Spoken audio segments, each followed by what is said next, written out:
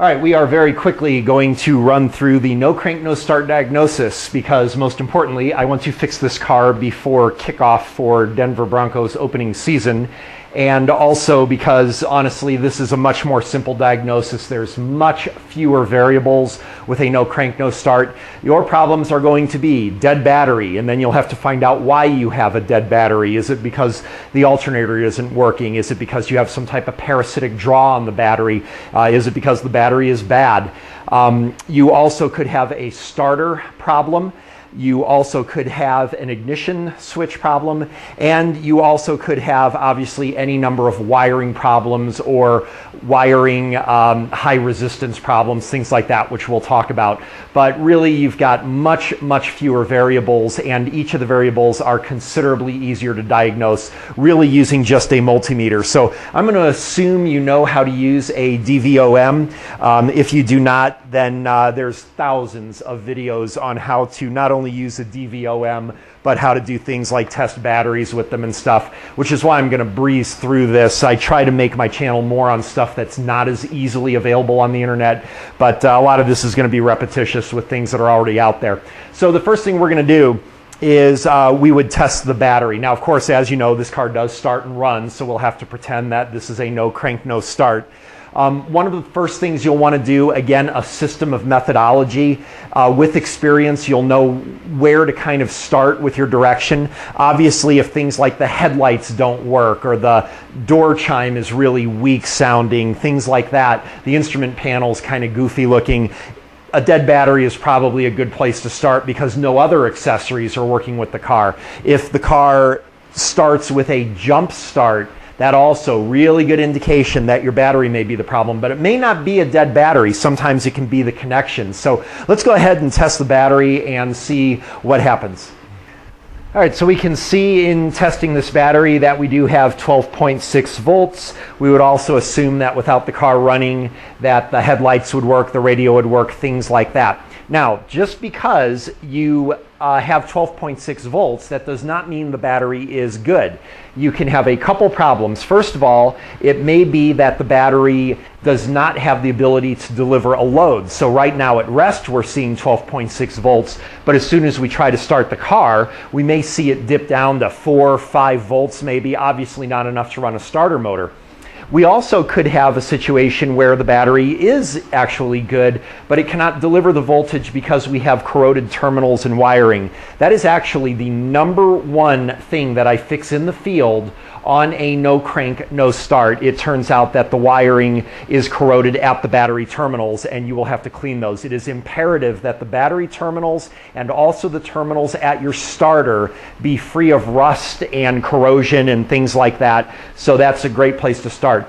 But let's go ahead and crank the engine on this and show how we're going to drop the voltage based on the load from the starter.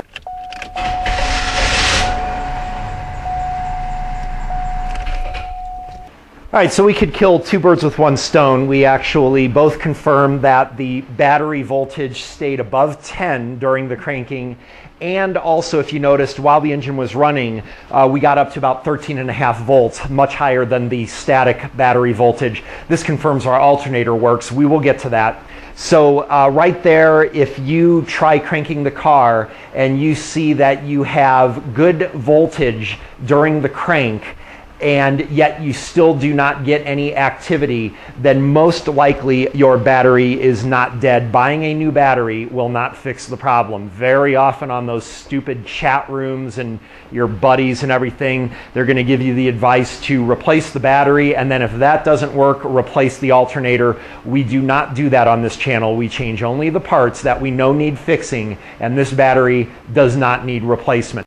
So what happens if you do this test and you find that the battery voltage does drop very low? Well, there's a couple things you can do. One is charge the battery fully and then repeat this test. And if again it drops down really low in voltage, like 6, 7 volts, something like that, almost certainly you have a dead battery. Another way, you can also just take the battery to any auto place, AutoZone or O'Reilly's or Pep Boys, and they'll test the battery for free and let you know if the battery is bad. But basically, if you're going to stay above 10.5 volts during a crank like this battery did, you know your battery is good. All right, your other possibility is that your battery tests to be good, but it does not seem to be charging, so the battery is always dying. And there's two possibilities for this. One, and most likely, your alternator is not charging the battery, so now we need to do an alternator test. The other possibility is that you have what's called a parasitic amp draw, and that is the battery is dying because there is some accessory in the car that is always on and draining the battery to make it die. I actually have a video, a very good one if I do say so myself, that goes step by step how to find out where your parasitic draw is occurring, and of course if you have one to begin with. So the first thing is the easiest step. It's much easier to validate that the alternator is working. So let's look at how we can test that the alternator is actually working. So test number one, with the engine running, you should have, especially if you put all the accessories on, your lights, the radio, the flashers, whatever, you should get around 14 volts. If you remain at 12.6 volts while the engine is running, then you are not getting the alternator charging the battery. Mind you, this does not mean the alternator is bad. There is a difference. It means the alternator is not charging the battery. It may be that it's bad. It may be another issue. We'll cover that. So let's go ahead and turn the lights on in this car and see what happens when it's running.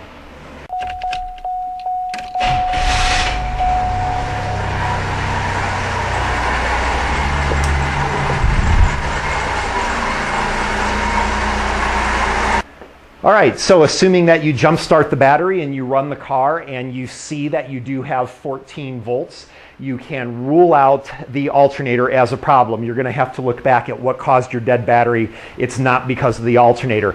Now, what happens if you do this testing at the battery, which is the easiest location, of course, and you do not get 14 volts? Well, then you have a couple possibilities. One is a bad alternator, and the second is a problem between the wiring in the battery and the alternator. So what you're going to want to do is relocate your leads to the alternator.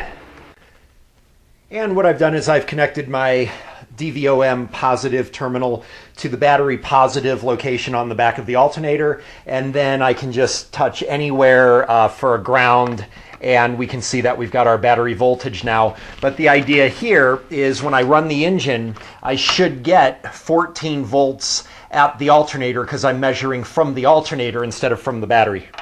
All right, sorry for talking over the engine, but I'm going to go ahead and do a ground here, and we see we've got about 14.5 volts measured direct from the alternator. So there's no question about it. This alternator is putting out voltage. All right, your two possibilities there are you find 14.2 volts at the alternator, but you do not find it at the battery. In that case, it's very simple. You have some type of wiring discontinuity between the alternator and battery, and you'll have to trace accordingly. I'm not going to go into specifics about how to do that. The idea of this video is to give you your sense of direction on where you need to be looking. Your other possibility is you measure directly at the alternator and you find that you only have 12.6 volts, same as the battery. In that case, your alternator itself is not pumping out juice. And you probably, the first thing you're going to want to do, make sure that the accessory drive belt is turning the alternator. If it is, honestly, your best course of action, while you almost guaranteed do need a new alternator, take the alternator again to any auto parts store and they can test the alternator for you and see whether it's putting out voltage or not. If they tell you it is, then you're going to have to look at the wiring up to the alternator. So that pretty much takes care of your battery and alternator. Obviously, if you do not have a battery issue, then you would not suspect an alternator issue. So if you're still getting a no crank, no start, and you know your battery is fine, then you're going to have to move on to another possibility, and the most likely one is then going to be the starter. So let's go ahead and talk about how you would diagnose a starter. And fortunately for me, this starter is easily accessed under the car. Not all of them are like it, and I can even get to my wiring connections here pretty easily too. So probably the easiest thing to do is just the thump test. When you suspect that your starter could be the problem, while somebody is cranking the car, just lightly rap with a hammer on especially the solenoid, because that's usually where it's sticking. And if the car starts, well, it's almost guaranteed that you need a new starter. However, keep in mind that this vibration that you're sending through could also be causing contacts to be made with corroded electrical. So the first thing you want to do is take apart your electrical, clean them up really good, and then that may fix it. If that doesn't fix it, then again, you can actually take the starter to an auto parts store, and they can also test starters for you as well. So that is just a simple test to look for your starter problem. Now, what happens if you tap on the starter and nothing happens? Well, what you're going to want to do is verify that you are actually getting voltage to the starter. So I will show you how to do that. All right, this is probably going to be a little tricky to do on camera here, but let's see if we can get my voltmeter in play there. Hopefully that's showing up and there's not too much glare. So what I'll want to do is the big cable that's going to your starter is going to be your positive. What you do is you position your positive lead onto the battery positive cable, and then I like to go to the solenoid terminal, which will be a good negative, and then look and make sure I've got my battery voltage there. If I do not, then you do not have battery voltage getting to your starter.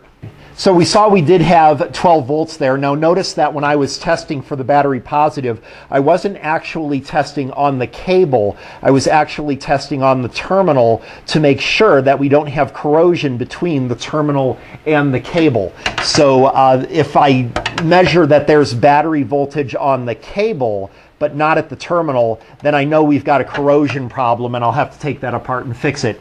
Now, there's another way we can test this starter as well. It's actually kind of fun, I think.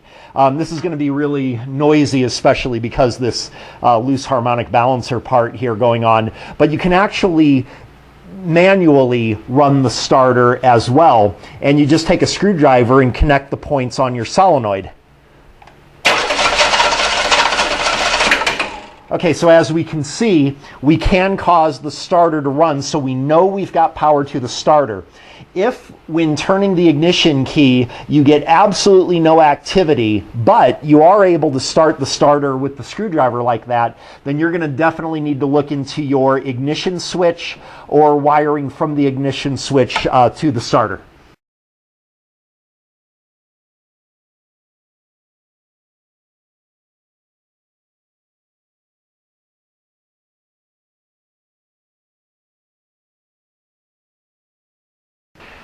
Man, I do love dangerous tests, and that one is dangerous for reasons you may not think of. It's not just that you might be in the way of some moving parts, belt, stuff like that, but you have to remember that if you do that test and you're working with a car that has a manual transmission, or for whatever reason the car is in drive or reverse or in gear, and you do that starter test, it is going to cause the wheels to move. And if the vehicle is on the ground or on ramps or something like that, you very well could drive the vehicle forward enough that it'll fall off whatever's supporting it and fall down on you. So just really pay attention and know what you're doing and know what to expect.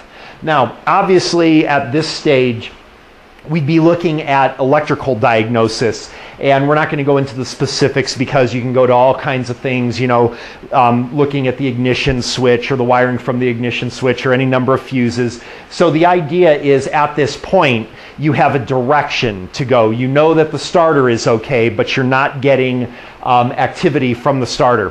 One thing that I'll often do is just to test the ignition switch. While I'm down there and somebody's cranking, I will look at my voltmeter, and if I do not see a drop in the voltage, similar as we saw with the battery, remember with the battery, when we started the car, we saw the voltage drop. If I do not see voltage dropping, then I am pretty confident that what's happening is the ignition switch is simply not making contact, and you're going to have an ignition switch problem. If you do see, however, when the start switch is moved to the start position and you see a drop in the voltage, then almost certainly your ignition switch is working, but then you get back to the likelihood that you probably have a starter problem. Now, there is one last thing to cover, and then that pretty much is going to eliminate your non-start because of no cranking condition. And that's going to be when you have a high wire resistance. So if you find that the starter works, if you find that there's some drop in voltage with the ignition switch in the start position, what may be happening is you've got very high resistance in the wiring. So what you'll want to do is a voltage drop test so that you can validate if the wiring is just old and corroded and not carrying the current very well. So I'm not going to go into the specifics of the drop test because I'm kind of out of time for this video, but I do have another video which thoroughly explains the voltage drop test. It's on a, I think it's a misfire low fuel pressure on a 4.3 liter Chevy, and I'll put the link in the description, but at the end of that video I do a full explanation of the voltage drop test. But right now the idea of this video is just to give you a direction to know that you might need to do a voltage drop test to ensure that your wiring integrity is good. All right, so let's assume that you've gone through all of these tests, but you find a couple of issues here.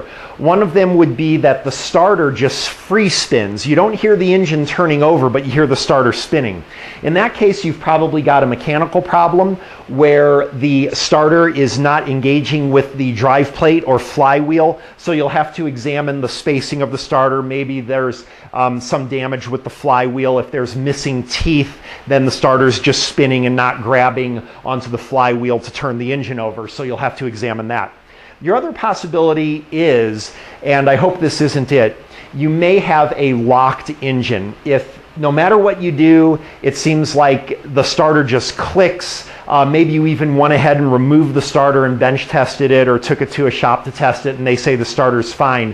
What you're going to want to do is get a breaker bar or something and turn the crankshaft by hand and see if you can turn the engine over. If you cannot turn the engine over, well, you've got a problem. You probably have like a spun bearing or something like that. Sometimes, in rare cases, it could be an accessory will not let the engine turn over. That's highly unusual. Starter motors are really powerful, but your first step will be to remove your accessory drive belt, your serpentine belt, see if you still can't turn it over. But if there's no accessory drive belts on the vehicle and you cannot turn the crankshaft by hand, well, that explains your no start condition, and then you're going to want to look at some of my engine rebuilding videos, I suppose.